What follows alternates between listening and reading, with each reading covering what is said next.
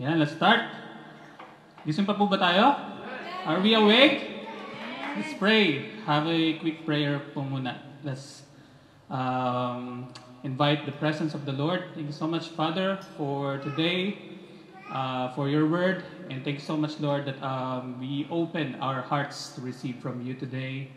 And every verses, every words that you will be given today will be stay in our hearts. In Jesus' name we pray. Amen. Ayan. So, sabi mo muna sa katabi mo, I am grateful that you are today. Ayan. So, that's our theme for today, this month is Born Identity. So, can you ask yourself first, do I know myself? It is not just a name, but do you really know who you are in Christ? That's the question. If once you got born again, it is not just being part of a church. It is not just being part of a community or a religion. It is being in Christ. Amen po ba? Amen. So, sige po. Yan. Pakibasa nga po mabilisan. Therefore, if anyone is in Christ, the new creation has come. The old has gone, the new is here. So, next slide po. Yan po ang ating foundational verse. And, i-remind ko lang po ulit kayo ng spiritual principle kasi marami po tayong verses na itatakal today. Sabi nga ulit natin, if the word says it, gising na gising po tayo. Sino pong ng mga nagkape dyan? Isa pa po, if the word says it, isa pa, malakas pa. 1, 2, 3, go. If the word says it, ayan. So, ito po yung, the word of God should be our, the only thing that we can rely on. Amen po ba? Kumbaga parang yung illustration dyan is, sino dito yung nakapunta na sa USJ? Who have been in the USJ? I think one of the scariest rides sa USJ is yung parang nakabitin ka. Kasi kumbaga yung buhay ko nakarelay doon, feeling ko. So dapat ganoon tayo sa Word of God. Dapat nakarelay ka doon sa salita ng Diyos para sa iyo. Amen po ba? Amen po ba? Kung ano nangyayari sa mundo ngayon, the world is really failing. Kumbaga yung economy ngayon ng Japan, or hindi lang Japan, actually US, pababa. But tayo mga anak ng Diyos, paangat. Amen po ba? The Bible says that we are all blessed with every spiritual blessings. Sabi yan sa Ephesians. So, hindi po tayo taga dito. We are in this world, but we are not of this world. Amen po ba? Sabi mo sa katabi mo, galing ka sa langit. Makalangit ka. Kaya hindi ka taga dito. Amen po ba? So, ang economy natin ay nasa langit. Amen po ba? Hindi po tayo affected sa economy dito sa mundo. Amen po. Next po. Ayan, review lang po tayo sa ating pinag-usapan last Sunday. Sabi nga po natin, I am a spirit. I have a soul. And I live in a body. Yan. Nabanggit po yan sa 1 Thessalonians chapter 5 verse 23 that sabi sa Genesis, we are created in the image and likeness of God. And God Himself has three persons. Ano nga ulit yun? Father, Son, and Holy Spirit. So if we are created in the image and likeness of God, we are also a tripart being. Amen po? I am a spirit, I have a soul, and I live in a body. Nung nagkamali po si Adam sa Genesis, ang namatay po sa kanya ay yung spirit niya. Amen po? Pero eventually, namatay din yung soul niya and then yung body niya. Then tayo ngayon, when we got born again, nabanggit po yan sa Bible, born again. Ano yung na-born again sa atin? Hindi naman yung body, diba? Hindi naman tayo nabuhay ulit sa body. Hindi rin yung soul. Kasi yung soul po natin is our mind and our will and our emotion. Ang na-born again po sa atin ay yung spirit po natin. Then, yun yung tinatawag na yung when you got born again, when you accept Jesus Christ as your Lord and Savior, you are a new creation. Amen po? Nung tinanggap po natin si Jesus as our Lord and Savior, nagbago po ba yung body natin? No. Kung maputi pa rin ang buhok ko, nung inaccept ko si Jesus, maputi pa rin yan. Amen po? Ang nagbago po sa atin ay ang Spirit. Now, sabi sa Bible, yung soul po natin, yung mind, will, and emotion, yun po yung dapat i-renew. And dapat ma-renew po siya through the Word of God. Sabi sa Romans yan, Romans 12:2. Next slide po. Konti lang pong illustration. Yan. Yung spirit po natin consists of our communion with God, intuition, and conscience. And yung soul po natin, our mind, our emotion, mind, will, and emotion. And yung body po natin, yung 5 senses. Sight, sound, smell, taste, and touch. So, yung spirit po natin, sabi ng Bible, yung you got born again, it is already complete in Christ. Ito yung nakipag-unite kay Jesus, yung spirit po natin. Pero ang tanong, nagbago po ba yung mga ugali natin, yung na-born again tayo? Hindi pa, diba? Kailangan pang i-renew yung soul natin, which is yung mind, yung will, and yung emotion po natin. The more you see yourself through the Word of God, yung mind po natin, nalalaman natin, I am a new creation pala. I am blessed pala. Diba? So yung mind natin, yun yung kailangan i-renew. Amen po? And then eventually, magmamanifest yan sa physical body po natin. Amen po? Napapansin nyo ba pagka-stress kayo, yung body nyo nagiging affected din? Kasi yung mind natin, hindi renewed. Kailangan i-renew po natin yung mind po natin. And then eventually, our body will be alive. Amen po? Kaya makikita niyo sa mga Kristiyano, pagka matagal na yung Kristiyano, alam niyo yung Kristiyano pagka talagang malalim sa salita ng Diyos. Kasi masayahin.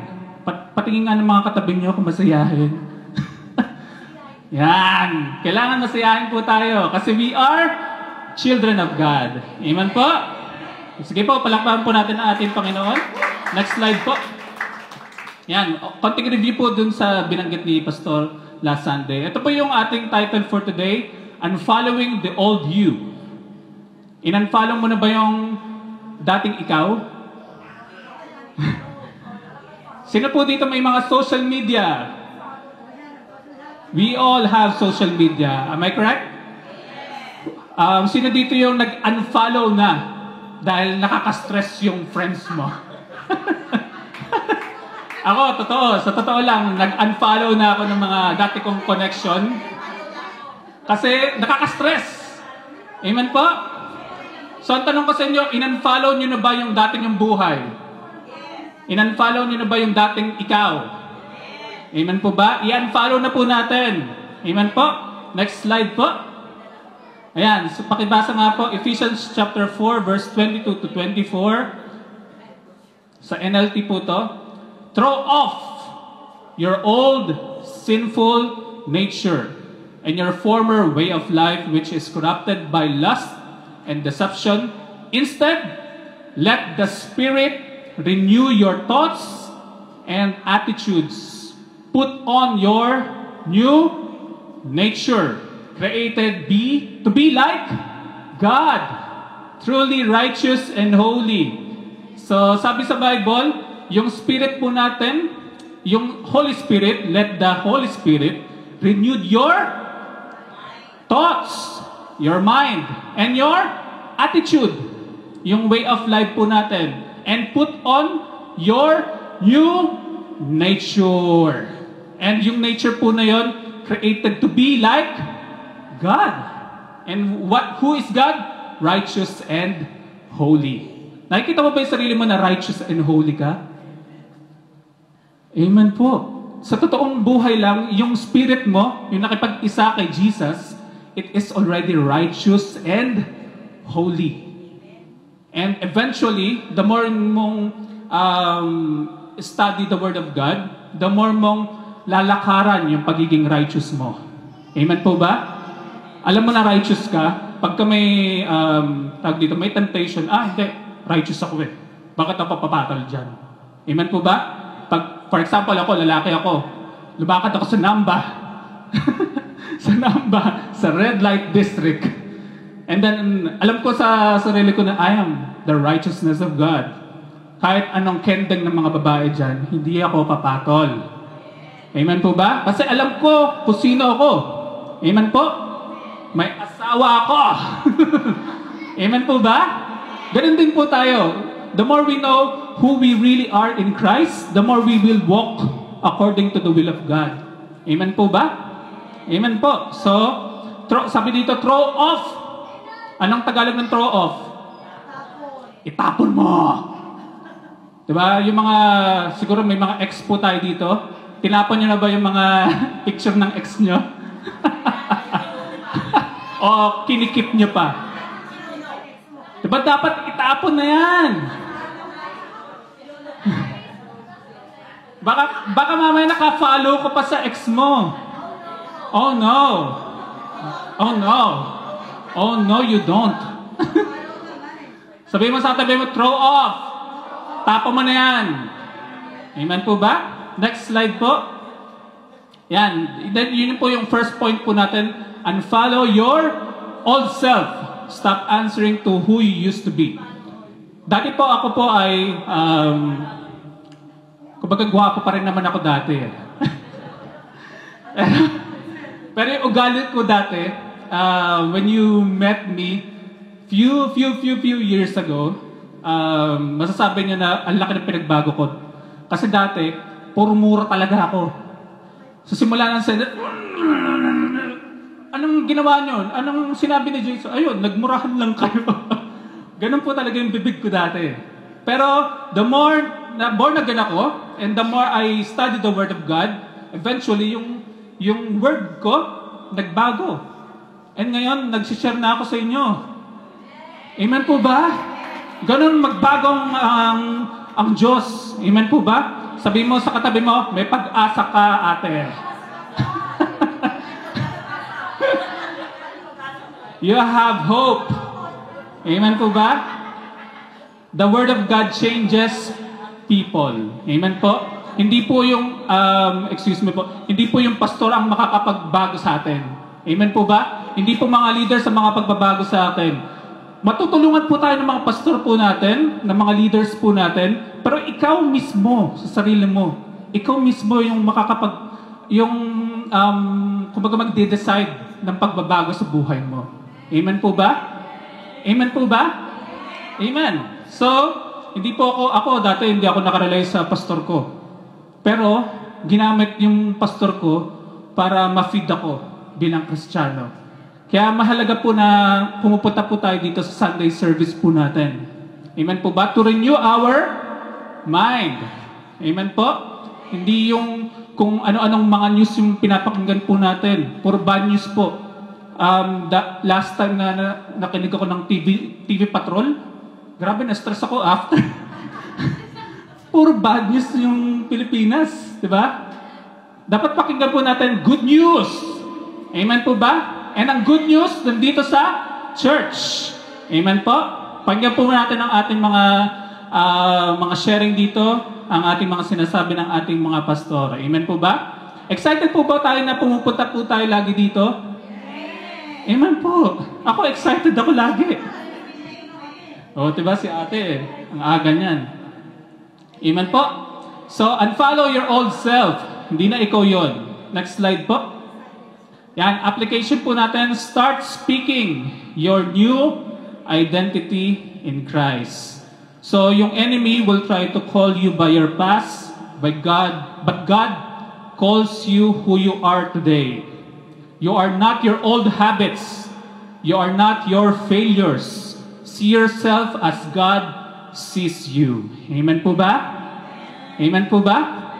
And then, yan, sige po, babanggitin po natin kung ano yung sinasabi ng salita ng Diyos about you. Next slide po. Sabi po ng Bible, you are loved. Sabi nga po natin, I am loved by God.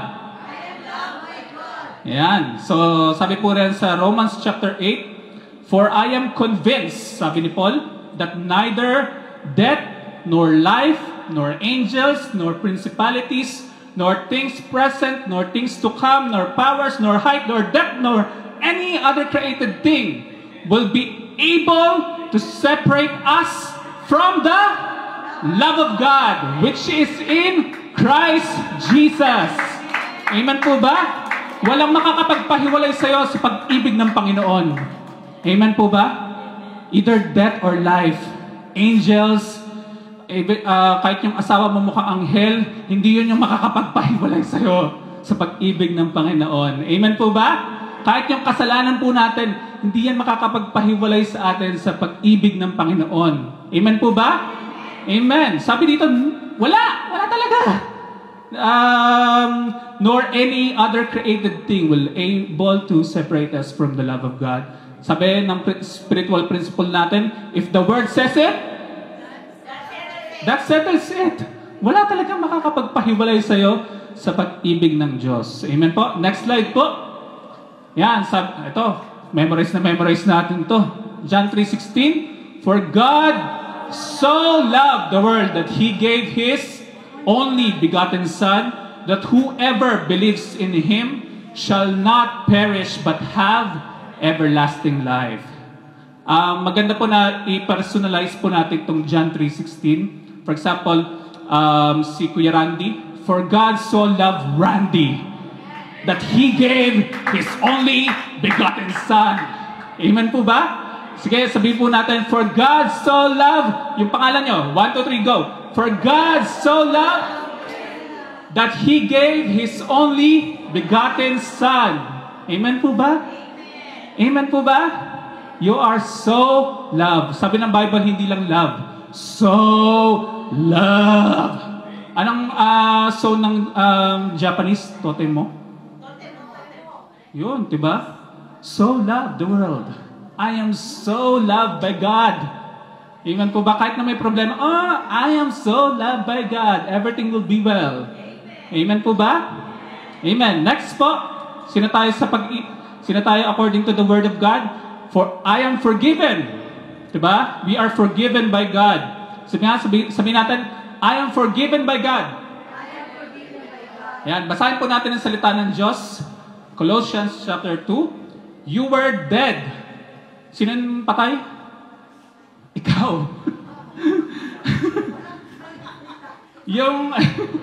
yung dead po dito, because of your sins. Amen po ba? Yung sinful nature mo, patay na. Amen po? Sige, mamaya babasahin po natin yung isang verse na yun. You were dead because of your sins and because your sinful nature was not yet cut away. Dati po, yung sinful nature pa po tayo, patay tayo actually. Para tayong mga zombie. Amen po? Wala tayong, although buhay tayo, pero wala tayong life. Nagigets ba yung sinasabi ko? Buhay yung isang tao, pero parang patay. Parang walang joy. Zombie nga, diba? So, dati ganun po daw tayo. Then God, sabi nga natin, then God made you alive with Christ. For He forgave all our sins. He canceled the record of the charges against us and took it away by nailing it to the cross. Amen po ba? Yung mga kasalanan po daw natin, yung judgment ng kasalanan po natin, He canceled the record of the charges against us and then ninail niya dun sa cross. And sino yung nanail sa cross? Jesus. He became sin for you to become the righteousness of God in Him. Amen po ba? Amen po. So, sabi mo nga sa katabi mo, you are forgiven. Nung inaccept mo si Jesus as your Lord and Savior, you are already forgiven. Amen po ba? Sino po dito yung nagkakasala pa? Lahat po tayo. Diba? Amen po ba? Pero, sabi ng salita ng Diyos, you are forgiven. You are already forgiven. Ang forgive po ba ay present or past tense? Present tense or past tense? Past tense, di ba? Ibig sabihin, tapos na. Forgiven na po ba tayo? Forgiven na. If the word says it, woo! Amen po ba? Ako, ano sa akin to, kumbaga ako, yung mind ko minsan, na ano pa rin, kumbaga, talaga ba? Forgiven ba talaga ako? Yun yung sabi ng salita ng Diyos eh. Alam naman, paniniwalaan ko yung sa sarili ko. Mas maniniwala na ako sa salita ng Diyos. Amen po ba? You are already forgiven. He forgave all. Hindi lang some, all. Mabigat po ba yan? Kasama po ba yung sa all yung future sins? Ito malupit tong mabigat po to, yung sasabihin ko. Mabigat po talaga to. Lahat magka-question ng mind natin. Kasama po ba yung future sins sa all? Kasama. All. Mabigat po talaga yon. Pero sinabi na salita ng Diyos, I am forgiven. Ang pagiging forgiven hindi dahil sa nagkakamali ka ba. You are forgiven kasi yung sinful nature mo, binago na ng Panginoon. Which is yung righteous na yung nature mo. Amen po ba? Amen po ba? Hindi, yung salvation po natin, hindi kailangan ng maintenance. Sino ba dito may maintenance na? Pagka nag-maintenance ka, diba dapat consistent ka? Diba? Pero yung salvation po natin, hindi na kailangan ng maintenance. Hindi kailangan maintenance through your good works. Hindi, magpapakabait ako para save pa rin ako. Hindi. You are changed by God already. Your nature has been changed. Sabi nga, if you are believer, you are a new creation. All things have passed away. All things have become new. So mabigat po talaga yung sinabi ko. Pero basahin po natin ang salita ng Diyos. Amen po ba? Sabi nga natin, I am forgiven. I am forgiven. Next slide po. Ayan pa, si God the Father ang nagsasabi niyan. Hebrews chapter 8. For I will be merciful toward their iniquities and I will remember their sins no more. Sabi nga natin, no more. Naaalala pa ba ni Father God yung kasalanan mo? No more! No more! Pag sinabi mo kay Father, Lord, sorry sa kasalanan ko, ganyan. Anong kasalanan mo? Wala na sa kanya yun. Kasi pinako na yung judgment dun sa cross. Amen po ba? Amen po. So wala na. Yung hindi na iniisip ng Panginoon yung kasalanan po natin. Amen po ba? Amen po ba? If the word says it, amen po. Next slide po. Ayan, ito, isa sa mga pinakamabigat na natutunan po natin sa salita ng Diyos. 2 Corinthians chapter 5 verse 21. For He made Him, yung He po dito, si Father God, made Him, Jesus, who knew no sin, to be sin for us. Ano po nangyari kay Jesus who knew no sin? Wala po siyang alam na kasalanan. Pero to be sin, naging sin po siya. But that we might become the righteousness of God in Him. Wag po natin kakalimutan yung in Him. Kasi mahalaga po yan. So for He made Him who knew no sin. Wala po siyang alam na kasalanan. Pero naging kasalanan siya sa krus ng Kalbaryo. Para ikaw ngayon might become the righteousness of God in Him. Ang tahimik po natin. First time niyo po bang nabasa tong verse na to? So, ibig sabihin, ito po yung tinatawag na divine nature, divine exchange. Yung dating si Jesus, siya po yung righteous. Amen po ba? Righteous, yun yung nature niya. Righteous. And ikaw, tayo po ay sinner. Amen po ba? Yun yung po yung nature po natin na minana po natin kay Adam. Naging sinner po tayo, hindi dahil sa kasalanan natin. Naging sinner po tayo dahil in-inherit po natin yung nature ni Adam doon sa Garden of Eden. Amen po ba? Then, ngayon, si Jesus, righteous, sabi ng Bible, naging sin siya. Para ikaw ngayon, yung nature niya, pagiging righteous, malipat. Yun yung exchange na tinatawag. Amen po ba? Na dati, sinner po tayo, pero nung inaccept natin si Jesus as our Lord and Savior, yung nature po natin na bago, naging righteous. And sabi nga, the righteousness of God in Him. Amen po ba? Tinitingnan mo ba yung sarili mo as righteous? Amen po? You are the righteousness of God in Him. Amen? If the Word says it, that settles it. Yun na yun. You are righteous. Amen? So next po tayo. Palakpan po natin ang ating Panginoon. Mabigat po ba yung sinabi po natin? Mabigat po yun. Hindi lahat ng church nagsasabi ng ganito. Kasi gusto ng ibang church is parang sinasabi nila sa mga members nila na you maintain your good works para ma-maintain yung salvation mo. Para lagi kang a-attend sa church. Pero hindi. Ang pag-attend po natin sa church because of our grateful heart. Amen po ba? Walang sapilitan dito.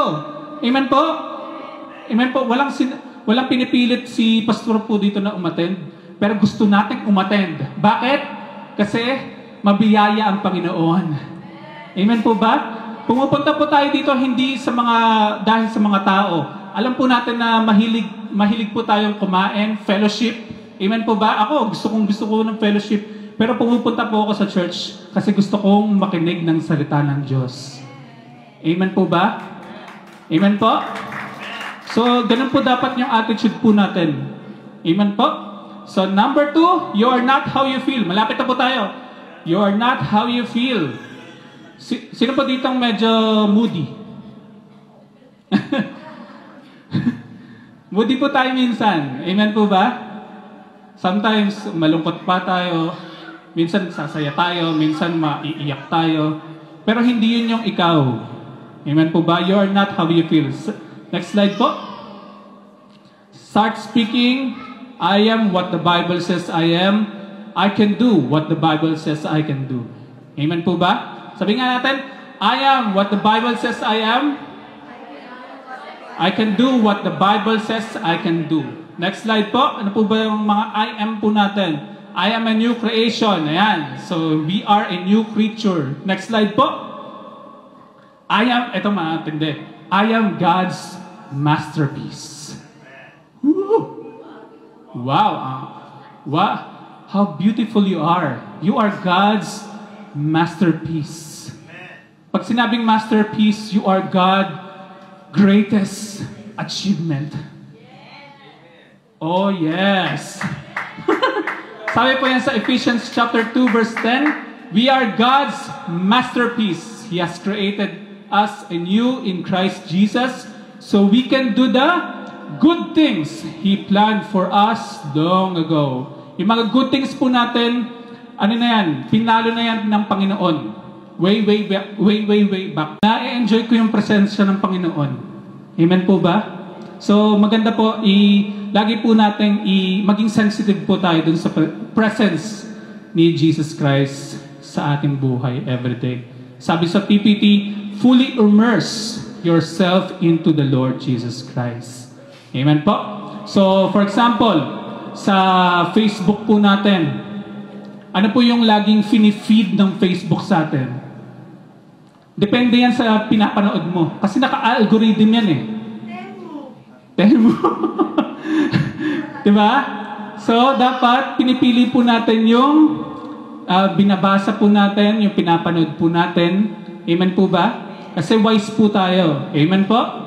So, dapat maging careful po tayo sa feed po natin. So, be immersed. Fully immerse yourself into the Lord Jesus Christ. Next, last na to. I think last na to. Next pa po. Ayan.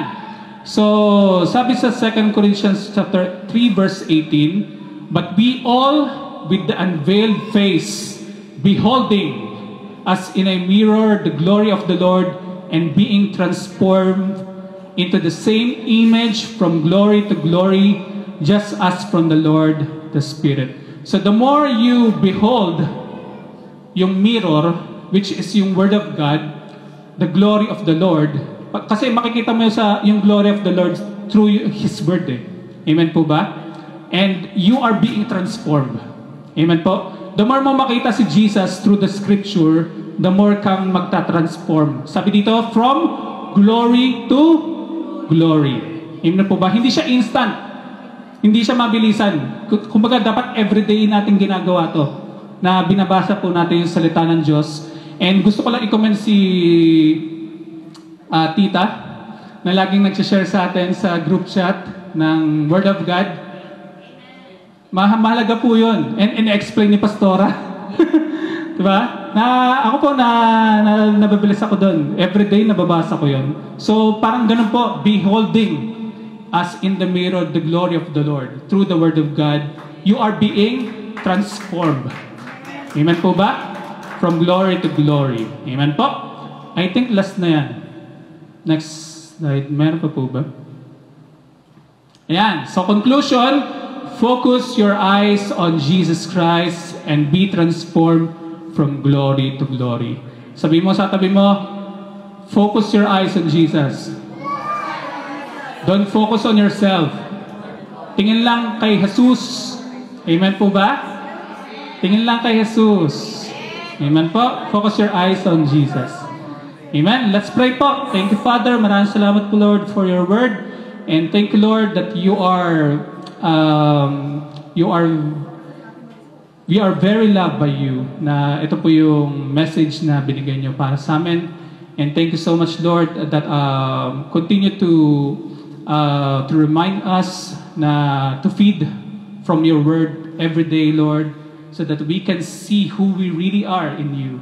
Maraming salamat, Panginoon. And ang desire po namin is makita ang inyong glory every day in our lives, to experience your glory in every day of our lives, so that we can be transformed from glory to glory. Maraming salamat, Panginoon. And kayo po ang mag-glorify sa buhay po namin, and continue to change us, continue to change our attitude, our thoughts, and through your Word of God, and patuloy niyo pong ibigay yung mga tamang tao na makakapag-encourage po sa amin everyday.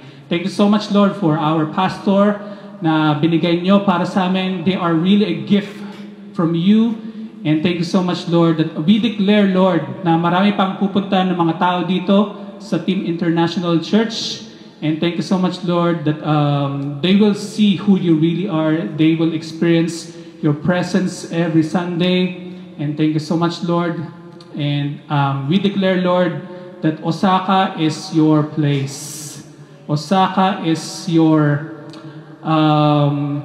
a place that your love will be preached. Maraming salamat, Panginoon. Kayo po ang makita, not just yung mga Pilipino po na nandito, Lord, but even most especially, Lord, mga Japanese, Panginoon. Maraming salamat po, Lord. Continue to use us. And sabi niyo po sa salita ninyo na we can do greater works. Maraming salamat, Panginoon. Continue to use us, to use each one of us right now, Lord. And kung nasan po kami, Lord, kayo po ang makita sa amin. Maraming salamat po, Lord. In Jesus' name we pray. Amen.